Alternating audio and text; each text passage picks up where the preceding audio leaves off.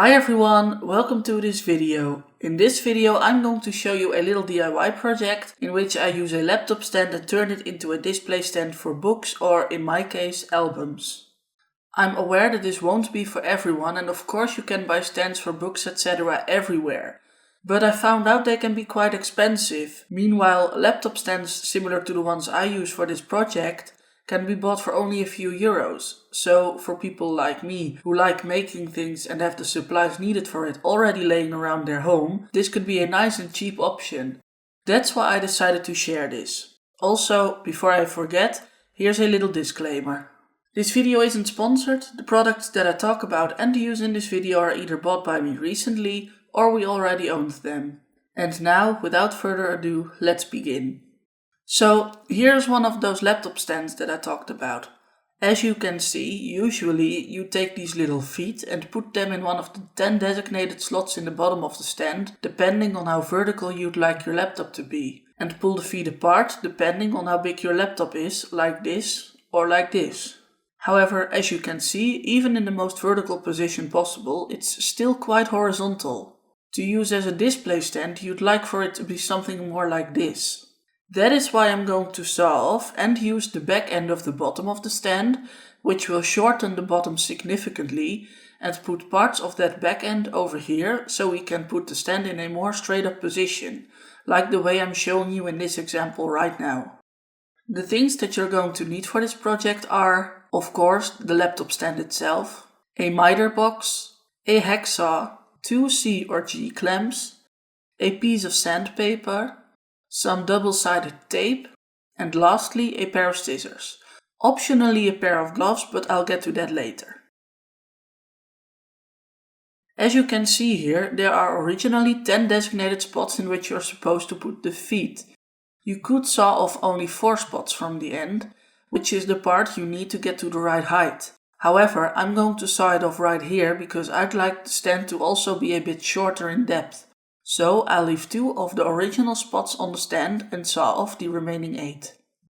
The first step is to use the C or G clamps to attach the laptop stand to the miter box so the stand is secure and won't move anywhere. Now, this is completely optional, but I prefer to put on some gloves. I choose to wear gloves because it gives me a little bit more grip, but you can honestly go without them if you'd like that more. Now pick up the hacksaw and start sawing.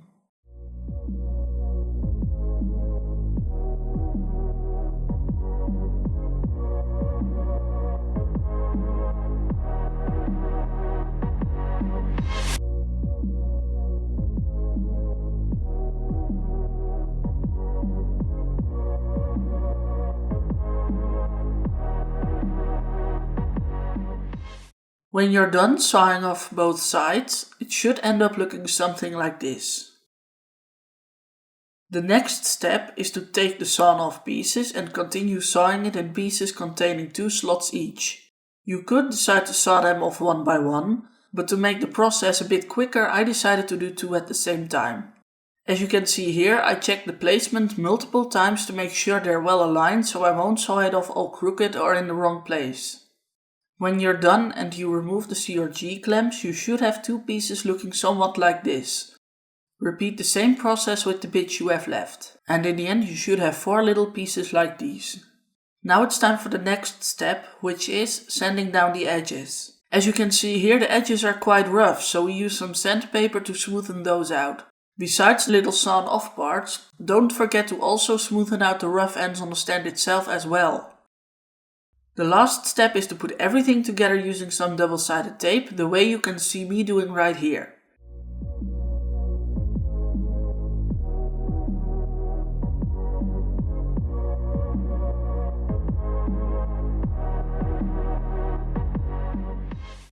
Give it a nice amount of pressure to make sure it sticks well.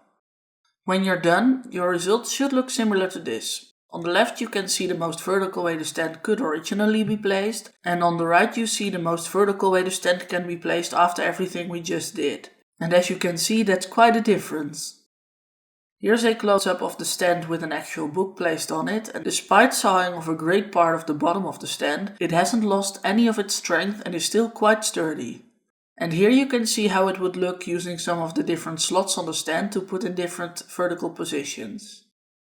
I hope you enjoyed this video and that it was useful to you. If you did and it was, give me a like and or comment down below to let me know. Also, if you didn't already, subscribe. That way you can easily stay updated on my uploads, and the best thing is, it's completely free. As always, thank you for your support and have a great rest of your morning, afternoon or evening wherever you are. Until next time, bye!